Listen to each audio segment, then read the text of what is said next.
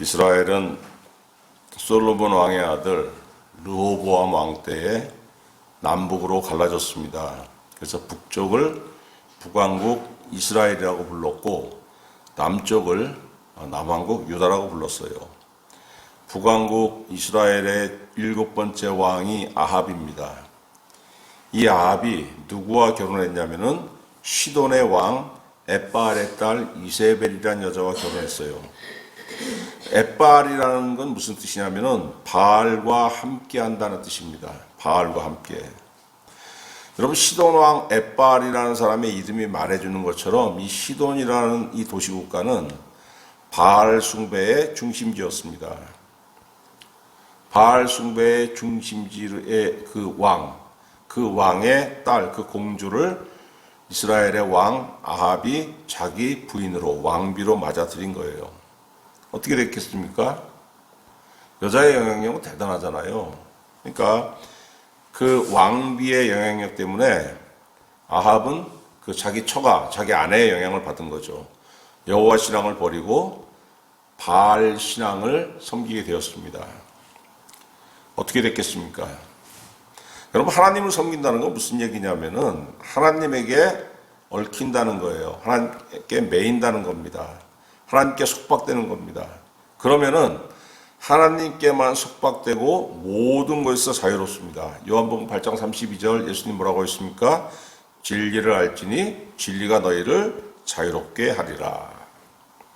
그런데 그와 반대로 하나님을 등지고 우상을 섬기게 되면 어떻게 됐습니까?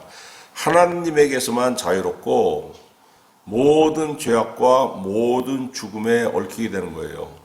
신명기 7장 16절에 하나님께서 이스라엘 백성들에게 뭐라고 하셨냐면은 우상을 섬기지 말라고 했어요. 그들의 신을 섬기게 되면은 그것이 너에게 올무가 되리라. 올무라는 건 뭐냐면 덫입니다. 이 덫은요, 딱 걸리면 어떻게 됩니까? 야생 동물들. 그 가다가 그 덫에 딱 걸리게 되면 어떻게 돼요? 죽잖아요. 아무도 구해주지 않으면 어떻게 됩니까? 거기서 굶어 죽거나 아니면 사냥꾼이 와가지고 그 짐승을 죽이고 가지 않습니까? 우상을 숭배한다는 것은 죽음의 덫에 걸리게 된다는 겁니다. 아합이 자기 개인이 우상을 섬기는 것을 넘어가지고 그 북왕국에서도 사마리아라는 도시에 바알 신전과 바알 그 신상을 세웁니다. 그리고 북이스라엘 왕국 그 왕국을 바알 숭배의 중심지로 만드는 거예요. 그 수도를. 그러니까 어떻게 되는 겁니까? 그 나라에서 여호와 신앙이 밀려나는 겁니다. 여호와 신앙이 밀려나고 바알 숭배가 이스라엘의 공식 종교가 되는 겁니다. 그 어떻게 해요? 그 이전에는 여호와 하나님을 섬기는 제사장들과 그 선지자들이 있었을 거 아닙니까? 그 사람들이 밀려나거나 죽게 되는 겁니다. 대신에 바알을 숭배하는 제사장들과 선지자들이 그곳을 대신 차지하는 거예요. 자, 여러분, 어떻게 되는 거냐면은 왕이 하나님을 떠나가지고 왕이 하나님에게서 등지고 바알을 숭배했더니 그 왕뿐만이 아니고 그 왕으로 대변되는 이스라엘의 모든 백성들이 하나님을 등지고 그 우상을 향하게 됐다는 겁니다. 어떻게 되는 겁니까? 생명을 등지고 죽음을 향하게 되는 거예요. 하나님께서 진노하셨습니다. 그래서 하나님께서 이스라엘을 징계하기 위해서 누구를 세우셨냐면은 엘리야라는 선지자를 세우셨어요. 여러분, 오늘 1절 어떻게 시작합니까? 17장 1절. 길르앗에 우거하는 자 중에 디셉 사람 엘리야가 아합에게 말하되, 선지자가 왕에게 얘기하는 겁니다. 선포하는 겁니다. 하나님의 말씀을. 내가 섬기는 이스라엘 하나님 여호와께서 살아계심을 두고 맹세하노니 내 말이 없으면 수년 동안 비도 이슬도 있지 아니하니라. 이렇게 얘기합니다. 자기가 뭐 대단한 게 아니고 하나님께서 나를 통해서 말씀하시는 거야. 하나님께서 나에게 말씀하신 것을 내가 너에게 말하는 거야. 하나님께서 뭐라고 하시냐면은 이 땅에 비와 이슬, 그러니까 물기 자체를 없게 하겠다는 겁니다. 언제까지? 하나님께서 정하신 그때까지. 그러니까 그 엘리야 선지자가 하나님의 뜻대로 그 선포했지 않습니까? 이 땅에 가뭄이 들 거야. 비도 없고 이슬도 없을 거야. 이렇게 선포하면서 진짜 하늘이 닫혔어요. 자, 그러니까 어떻게 됐습니까? 난리가 난 겁니다, 난리. 여러분, 고대 국가는 농업과 목축, 이런 걸로 먹고 살았지 않습니까? 그런데 공업으로 먹고 사는 2차 산업, 3차 산업으로 먹고 사는 이 시대에도 하늘이 닫히고 비가 오지 않으면 어떻게 됩니까? 큰일 나지 않습니까? 그 작년 에도 그렇고, 무슨 작년에 한국도 그렇고, 재작년에도 그렇고, 중국에도 그렇고, 막 그냥 너무 가무니까 어떻게 됩니까? 양쯔강이 말라가지고 그 양쯔강 밑에 있던 무슨 이상한 것들이 드러나게 되고, 그동안 있는지도 몰랐던 어떤 유적지들이 드러나게 되고, 우리나라에서도 가뭄이 너무 심해가지고 광주에 무슨 재앙급수를 하는 일이 많이 큰일 나지 않습니까? 그런데 심지어 농업을 위주로 해서 농업 아니면 먹고 살기 없었던 고대 사회에서 하늘이 닫혀요? 이건 국가가 망하는 소리가 들리는 겁니다. 그런데 이렇게 된 이유가 뭡니까? 왕과 백성들, 바로 이스라엘 그 자체에 문제가 있는 것인데, 그들이 왜? 하나님을 배신했으니까, 하나님과 등을 돌렸으니까. 그런데 여러분, 여기서 문제가 뭐냐면은 이 사람들이 자기 잘못을 깨닫지 못했다는 거예요. 왜 이런 일이 생겼느냐? 엘리야, 너 때문이야. 네가 그런 말 하지 않았으면 이런 생기지 않잖아. 그러니까 뭡니까? 하나님께서 우리를 지켜보고 계신다는 것을 인식하지 못하는 거예요. 잠언 19장 3절에 사람이 미련함으로 자기의 길을 굽게 하고 마음으로 여호와를 원망하느니라, 이런 말씀이 있습니다. 사람이 미련하기 때문에 자기 길을 굽게 하는 건데, 망해놓고서 누구를 원망하느냐? 하늘을 원망한다는 거예요. 하나님을 원망하고. 이 현대사회도 어떻습니까? 마찬가지예요. 지금도 여러분 하나님과 관계가 틀어진 사람들 많지 않습니까? 근데 그 사람들이 다 예수를 안 믿는 사람이 아니고 교회를 다님에도 불구하고 하나님과의 관계가 틀어진 사람들이 얼마나 많습니까? 교회만 다니다 뿐이지 하나님과 등지고 있는 사람, 하나님의 말씀을 알면서도 무시하는 사람도 얼마나 많아요. 그 삶이 틀어진단 말이에요. 그럼 어떻게 합니까? 그러면은 깨달아야죠. 내가 뭔가 잘못됐구나. 하나님, 내가 뭐가 잘못됐는지 알게 없어서. 그럼 하나님 알게 하십니다. 왜? 그가 하나님께로 돌아서는 것이 하나님의 뜻 아닙니까? 알게 하시는데, 그렇게 기도하고 돌아서기를 바라는 대신에 대부분의 사람들은 누구를 원망하냐면은 하나님을 원망하는데, 하나님을 원망하는 것이 이 현실적으로 어떻게 나타나느냐? 목사를 원망해요. 목사. 왜? 하나님은 안 보이고 목사는 보이지 않습니까? 그러니까 물론 목사가 잘못해서 목사가 원망하는 경우는 그건 그렇다고 치더라도, 목사가 잘못이 없음에도 불구하고 자기가 하나님을 원망하는 마음으로 목사를 대신 원망하는 경우도 허다하다는 거예요. 엘리야가 수배됐습니다. 왜? 엘리야 탓으로 가뭄이 왔다고 생각하니까. 그러니까 전국에 수배된 거예요. 하나님께서 엘리야에게 뭐라고 했습니까? 그리 시냇가에 숨어라. 그래서 거기 숨어서 그리 시냇가에 흐르는 그 물을 마셨고, 까마귀들이 아침 저녁으로 빵과 고기 쪽을 물고 와서 선지자에게 공급했습니다. 근데 그것도 한계가 있는 거죠. 일정 시간이 지나니까 어떻게 됐습니까? 아예 가뭄이 들었으니까 시냇가 물도 말라버렸어요. 하나님께서 다시 엘리야 선지자에게 뭐라고 했습니까? 시돈 땅에 사르밧이라는 마을로 가가지고 거기에 가면은 네가 한 과부를 만나게 될 텐데 그 과부에게 도움을 받으라고 말씀하셨습니다. 여러분, 시돈이 아까 말씀드렸지만은 어떤 곳입니까? 바알 숭배의 본고장이잖아요. 그리고 그것은 자신을 죽이려고 하는 아합 왕의 장인이 왕으로 있는 곳입니다. 근데 거기 가가지고 누구에게 의지하라고 하시냐면 과부에게 의지하라고 하시는 거예요. 여러분, 그 당시에 과부는 남편이 없는 사람 아닙니까? 육체 노동으로 먹고 살아야 되는 그 시대에 남편이 없다는 거는 돈을 벌 수 있는 방법이 거의 없다는 얘기입니다. 그러니까 과부와 고아는 지금도 무슨 그 넉넉한 형편이 아니겠지만 그 당시에는 사회의 가장 밑바닥이었어요. 가장 낮은 계층. 그런데 그 바알 숭배의 중심지인 시돈에 가가지고 시돈의 사르밧이라는 마을로 가가지고 누구를 의지하느냐? 과부를 의지하라고 하나님께서 말씀하십니다.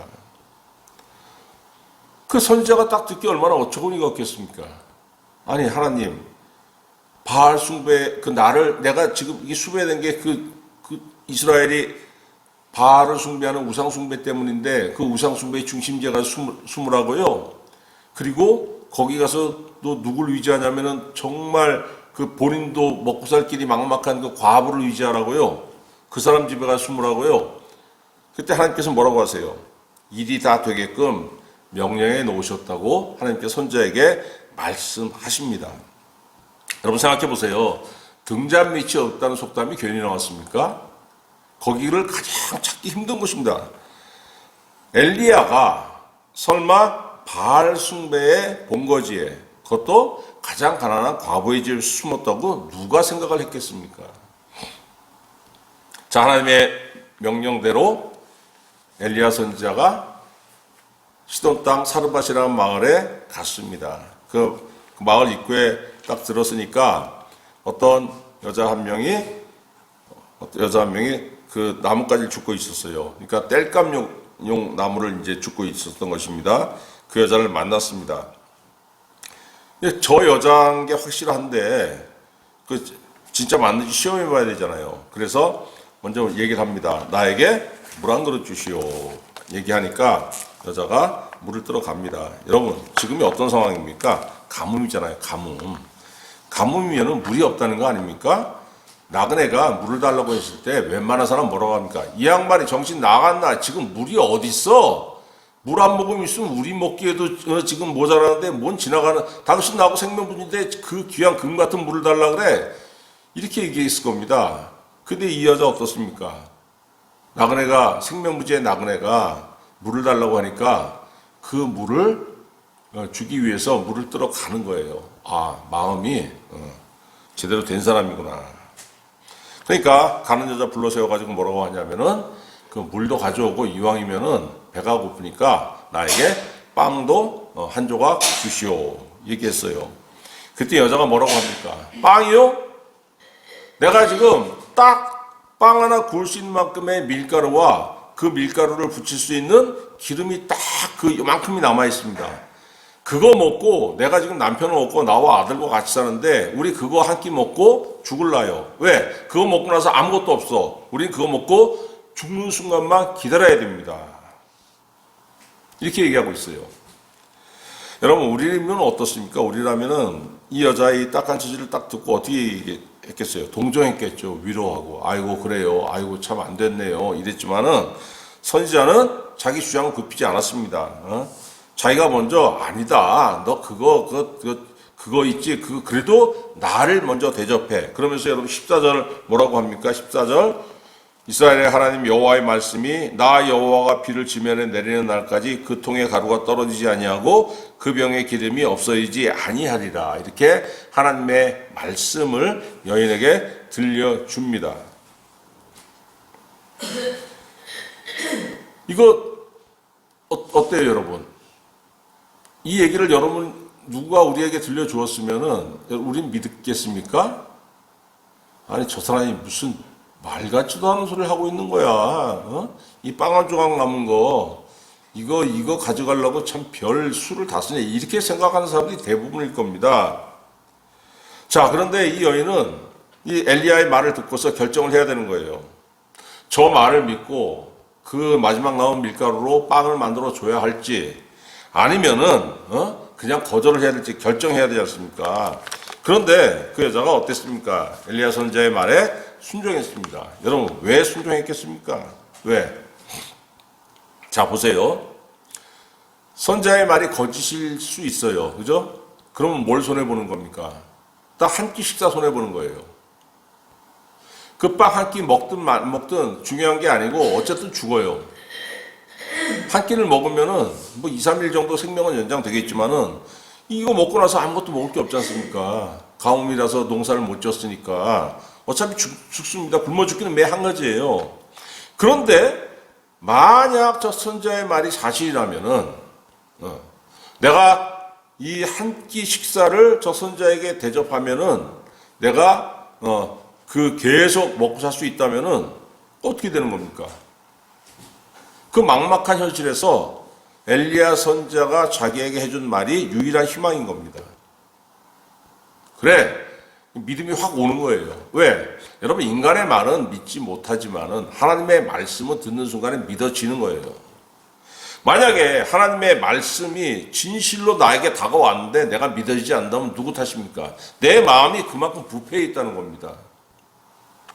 요한복음 1장 5절에 빛이 세상에 왔을 때 사람들이 빛은 싫어서 어둠으로 숨었다고 말씀하지 않습니까? 하나님의 말씀이 진정한 하나님의 말씀이 들렸다면은 내가 그 말씀에 반응하고 그 말씀을 통해서 마음의 소망을 가져야 되는데 그렇지 못했다는 것은 무슨 말씀입니까? 내 마음이 그만큼 부패해 있다는 거예요.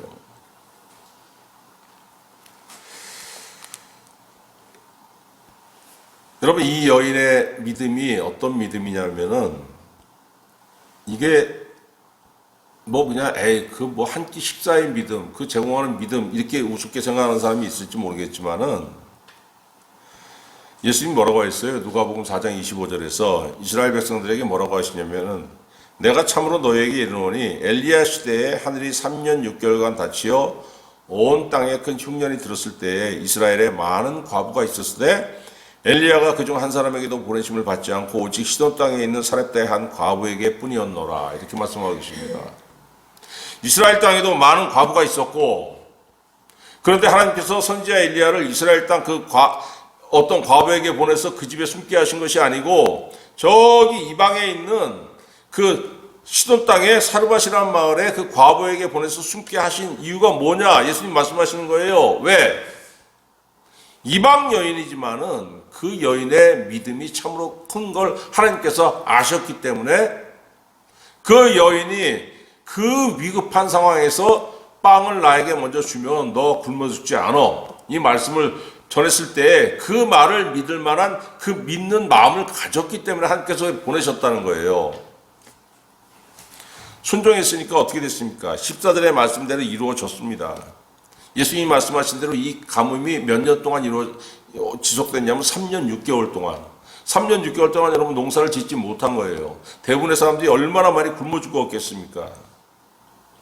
그런데 그 기간 동안에 이 모자와 엘리야 선지자는 하나님의 은총으로 살아남았던 겁니다. 여러분 15절 뭐라고 하십니까? 그가 가서 엘리야의 말대로 하였더니 그와 엘리야와 그의 식구가 여러 날 먹었으나 여호와께서 엘리야를 통하여 하신 말씀같이 통에 가루가 떨어지지 아니하고 병에 기름이 없어지지 아니하리라. 우리는 어떻게 생각합니까? 하나님께서 나를 먹여 살린다고 했을 때 밀가루 그냥 10말, 20말 딱 갖다 주시고 그 밀가루 10말을 아니면 그 10푸대를 구울 수 있는 기름도 이만큼 주시고 우리 이렇게 생각하죠. 근데 앞에 있는 현실은 뭡니까? 밀가루 요만큼, 그걸 붙일 수 있는 기름 요만큼. 아유, 하나님 겨우 이겁니까? 근데 하나님의 방식은 뭐예요?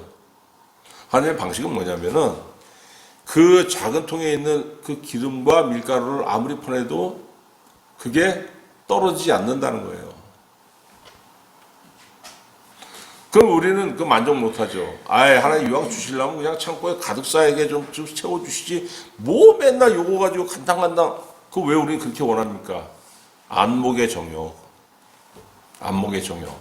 뭐가 막 쌓여야, 와, 이게 뭐 그냥 듬직하지 않습니까? 정욕이 있잖아요, 정욕.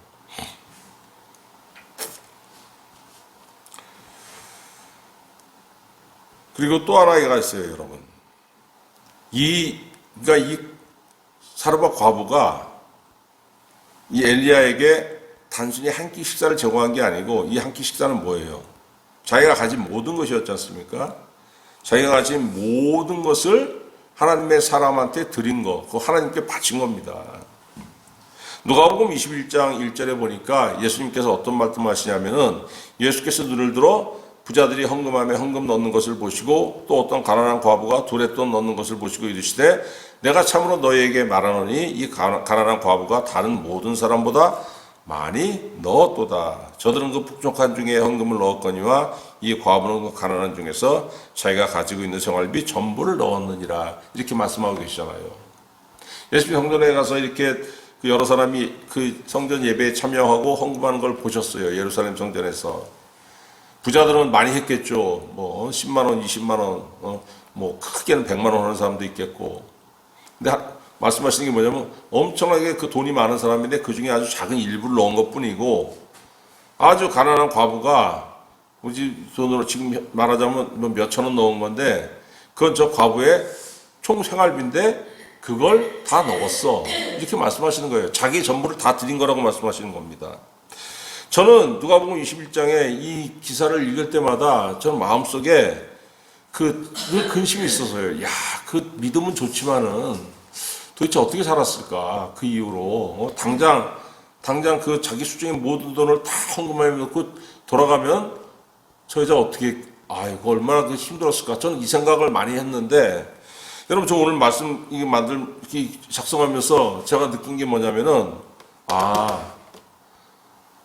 엘리야 시대에 사르밧 과부를 살게 하신 하나님께서 저 예루살렘 성전에서 자기의 생활비 그 두렙돈 곧 몇천 원을 다 헌금함에 넣은 그 과부는 살리지 않으셨겠느냐? 그 여인은 살리지 않으셨겠느냐? 이 생각이 드는 거예요. 왜 그렇습니까, 여러분? 이 엘리야에게 그 모든 것을 그 빵 한 조각을 구울 수 있는 그것을 해가 구워가지고 먼저 엘리야에게 바친 그 여인이나 예루살렘 성전에서 두렙돈을 하나님께 헌금한 그 여인이나 공통점이 뭐냐면은 자기의 모든 것을 드렸다는 겁니다. 자기의 모든 것을 드렸다는 건 뭐냐면 그냥 내가 헌금 이거 한 게 아니고 나 자신을 하나님께 드렸다는 거예요. 나 자신을. 마음을 드린 거죠. 마음이 가니까 여러분 그게 나갈 수 있는 겁니다. 그게. 여러분 내가 어려울 때 있었죠. 누구나 앞길이 막막한 때를 경험했을 겁니다. 이거 어떻게 살지? 이거 어떻게 헤쳐나가지?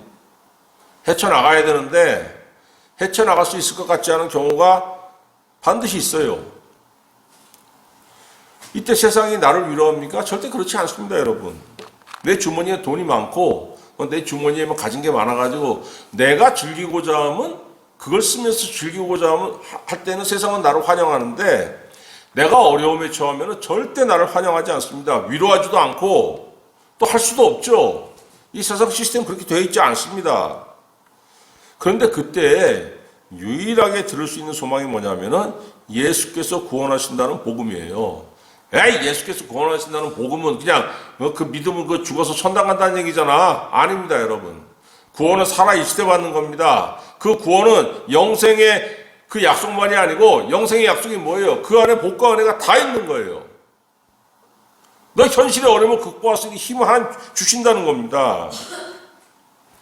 근데 많은 사람들이 어떻습니까? 구원의 말씀을 들으면은 다 헛소리도 치부해요. 아이고, 그래, 잘 살아봐라. 세상이 얼마나 험악한데, 그까지 무슨 그 순진한 말씀 듣고서 살아갈 수 있을 줄 알아? 그건 이론에나 그런 거 착하게 살라고, 나쁜 짓 하지 말라고, 그냥 그 옳은 공자 말씀이나 그 성경 말씀이나 뭐가 달라? 세상 좀 착하게 살라고 하도 악한 놈들 많으니까, 그래서 그냥 하는 거고 세상 그렇게 순진하게 살면 안 돼. 대부분의 사람이 그렇게 얘기합니다. 근데 여러분 다 죽어요. 그러면 아무 힘이 없을 것 같은 복음 그 구원의 말씀 그 귀담아 들으면 사는 거예요. 여러분 출애굽기 9장 18절 출애굽기 보면은 하나님께서 이스라엘 백성들을 해방시키기 위해서 모세를 통해서 10가지 재앙을 베푸십니다. 7번째 재앙이 뭡니까? 우박이에요. 우박. 이스라엘 전역의 우박. 출애굽기 9장 18절 모세가 하나님의 말씀을 바로 왕에게 선포합니다. 내일 이맘때면 내가 무거운 우박을 내리리니 애굽 나라가 세워진 그날로부터 지금까지 그와 같은 일이 없었더라. 이에 사람을 보내어 너의 가축과 너희 들에 있는 것을 다 모으라. 사람이나 짐승이나 무릇 들에 있어서 집에 돌아오지 않는 것들에게는 우박이 그 위에 내리니 그것들이 죽으리라 하셨다 하라 하시니라. 우박이 여러분 맞고서 짐승도 죽고 사람이 죽는다는 얘기는 뭐냐면은 이런 요만한 우박이 떨어진다는 게 아니고 주먹보다 더 큰 우박 막 참외만하고 수박 덩어리만한 그것들이 그 얼음 덩어리가 떨어져야지 그거 맞고 죽죠. 그런 것들이 떨어졌다는 거예요. 자, 모세가 하나님의 말씀을 바로에게 선포하니까 20절에 어떻게 기록되어 있냐면은 바로의 신하 중에 여호와의 말씀을 두려워하는 자들은 그 종들과 가축을 집으로 피하여 드렸으나 여호와의 말씀을 마음에 두지 아니하는 사람은 그의 종들과 가축을 들에 그대로 두었더라. 어떻게 됐겠습니까? 하나님의 백성이 아닐지라도 삶과 죽음이 저기에 있다는 말씀이 선포됐잖아요. 지금 우박이 내려 그거 맞으면 죽어. 빨리 집으로 그 가축이건 종이건 빨리 그 들어오라고 해. 그렇겠네. 우박 만약에 이따만한 게 내려서 맞으면 죽지. 그래가지고 그 말씀을 마음에 두고서 야 빨리 들어와 해가지고 다 자기 가축도 그 종들도 피신시킨 사람은 종들의 생명과 가축의 생명을 살렸어요. 근데 그 말씀을 귀담아 듣지 않은 사람은 어떻게 됐겠습니까? 자기 사람, 종들이면 자기 사람이죠. 가축이면 자기 재산 아닙니까? 자기 사람도 잃고 자기 재산도 잃고. 마찬가지로 여러분 10번째 재앙이 뭐였습니까? 죽음의 사자가 애굽 전역을 다 훑는 거잖아요. 다 삭삭이 흩어가는 거예요. 6월절 밤에. 그때 하나님께서 모세에게 뭐라고 했습니까? 어린 양을 잡아서 그 피를 그 설주, 문설주와 인방 여기에 바르면은 죽음의 사자가 그걸 보고 피해 가리라. 저는 이 말씀을 읽으면서 어떤 생각이 들었냐면은 애굽 사람일지라도 이 말씀을 듣고서 그 어린 양을 잡아서 자기 집 문에 설주와 인방에 발랐으면은 장남과 자기 가축의 초태생을 잃지 않았을 거라는 생각이 들었습니다. 그리고 그랬을 겁니다. 왜? 하나님 약속하셨지 않습니까? 문 설주와 인방에 어린 양의 피가 있으면 내가 보낸 죽음의 사자가 거기를 피해갈 거라고. 하나님의 말씀을 기다려 들으면은 사는 거예요. 왜? 말씀에 힘이 있지 않습니까? 하나님의 말씀에 힘이 있고 운동력이 있어서 혼괄과 골수와 관절을 찔러 쪼개게 하며 마음의 생각을 간파하시고 별거 아닌 것 같죠? 그냥 오른 공자말 쓰고 뭐가 다르다고 생각합니까 사람들이? 근데 그 말씀이 나를 살리는 힘이 있고 내 어려움을 극복할 수 있는 힘을 주신다는 거예요. 말씀이 심령 속에 있으면 어떻게 되는 겁니까? 하나님께서 내 손 잡고 있는 거 똑같은 거예요, 여러분. 순종하면 삽니다. 사르밧과부가 엘리야를 통해서 하시는 하나님의 말씀에 순종했더니 살았어요. 여러분, 옛날에 가난한 사람이 얼마나 많았습니까? 농사가 정상적으로 돼도 가난에서 벗어나지 못하는 사람들이 거의 대부분이었습니다. 그런데 3년 6개월간 가뭄이 휩쓸었어요. 얼마나 많은 사람이 굶어 죽었겠습니까? 근데 아무것도 아니에요. 하나님의 말씀에 순종했다는 그 이유 하나만으로 그 여인은 자기 아들과 함께 그 위기를 극복하고 살아남을 수 있었습니다. 사람들은 하나님의 은혜를 사모하면서도 막 두려워하는 게 있어요. 막 될 수 있으면 예수 믿는 티를 안 내려고. 그래서 믿지 않는 사람과 같이 식사할 때는 식사 기도도 안 합니다. 왜? 그게 두려운 거예요. 너 예수 믿어? 교회 다녀? 예수쟁이야? 그렇게 물어보면 나 예수 믿어 얘기하면 되는데 그게 두려운 거예요. 왜? 너 예수 믿는다면서 너는 왜 그따고 이런 난이 나올 수가 있죠. 근데 여러분 이런 말을 하는 사람은 되게 무리한 사람이거든요. 그 상대할 가치가 별로 없는 사람이에요. 지레 짐작으로 겁먹고 막 그러는 겁니다. 그리고 그런 경험이 있겠죠, 실제로. 그러니까 그게 무서운 거예요. 그런데 여러분, 방해와 비웃음에 꺾이는 은혜는 은혜가 아닌 겁니다. 하나님의 은혜가 정말 나에게 딱 임하면 어떻게 됩니까? 그까지 누가 비웃고 조롱하고 그게 뭐가 그렇게 큰 상관입니까, 여러분? 그걸로 내 인생 꺾이지 않습니다. 뭐 때문에 꺾입니까, 내 인생? 하나님이 나를 꺾으시면 꺾이는 거예요. 하나님이 나를 세우시면 세우는 거고, 요한계시록 3장 7절에 뭐라고 하십니까? 예수님께서 빌라델비아 교회에게 주신 말씀이 있어요. 거룩하고 진실하사 다윗의 열쇠를 가지니 곧 열면 닫을 사람이 없고 닫으면 열 사람이 있는 그 이렇게 얘기하고 있습니다. 그가 누굽니까? 예수님. 예수님 어떤 분이냐? 다윗의 열쇠를 가지셨는데 그 열쇠로 문을 열면은 아무도 그 문을 못 닫아요. 근데 그 열쇠로 문을 닫아보면 어떻게 됩니까? 아무도 그 문을 못 엽니다. 예수님이 나를 위해서 문을 여시면은 누가 방해해서 그 문을 닫으려고 해도 절대 그 문을 닫을 수가 없는 거예요. 근데 예수님하고 나하고 마음이 안 맞아서 예수님 내 문을 그냥 닫아버리셨어요. 누가 와서 그 문을 열어주려고 해도 그건 안 되는 겁니다. 은혜는 그런 겁니다, 여러분. 말씀에 순종하는 성도에게 하나님께서 삶을 주시는데 그 삶의 은혜가 뭡니까? 삶의 터전을 주시는 거예요. 먹고 살 수 있도록. 여러분, 열심히 노력하고 하는데 왜 삶의 터전이 그 왜 안 잡힙니까? 그러면 내가 순종하지 못하는구나. 이걸 생각해야 되는 거예요. 신명기 4장 1절 내가 너희에게 가르치는 규례와 법도를 듣고 준행하라. 그리하면 너희가 살 것이요 너희 조상의 하나님 여호와께서 너희에게 주는 땅에 들어가서 그것을 얻게 되리라. 말씀에 순종하면은 너희가 기업의 터전을 얻을 것이요 거기서 열매 맺고 살게 될 거라고 말씀하지 않습니까? 또 말씀에 순종하게 되면은 삶의 터전을 얻고 그 위에 뭐가 있습니까? 형통함이 있어요. 여호수아 1장 8절 이 율법책을 내 입에서 떠나지 말게 하며 주야로 그것을 묵상하여 그 안에 기록된 대로 다 지켜 행하라. 그래야면 너의 길이 평탄하게 될 것이며 네가 형통하리라. 어떻게 됩니까? 그 삶이 반석 위에 서게 되는 거예요. 마태복음 7장 24절 그러므로 누구든지 나의 이 말을 듣고 행하는 자는 그 집을 반석 위에 지은 지혜로운 사람 같으리니. 주님이 순종하는 자를 어떻게 취급하시냐면은 가족으로 여겨주신다는 겁니다. 자기 가족으로. 마태복음 12장 50절 누구든지 하늘에 계신 내 아버지의 뜻대로 하는 자가 내 형제요 자매요 어머니라 하시더라. 하늘에 계신 내 아버지의 뜻이 뭡니까? 말씀에 순종한다는 거 아닙니까? 여러분 왜 순종 못합니까? 터무니없이 들리거나 어렵다고 느끼거나 손해날 것 같다고 느끼거나. 근데 순종하면 손해납니까? 손해나는 거 없어요. 왜 손해나는 것처럼 느끼냐면은 순종하면 잃는 게 있어요. 뭘 잃습니까? 정욕된 본성, 죄악된 본성을 잃게 되는 거예요. 순종이 뭐야? 그거 하지 말라는 거 아닙니까? 세상을 향해서 탐욕이 디글디글한데 저거 내가 언젠가 가질 거야. 근데 하나님 말씀에 순종한다는 건 뭐예요? 딱 봐도 그거 포기해야 되는 것 같거든. 사람들이 엄청나게 잃는 것 같습니다. 근데 여러분 생각해 보세요.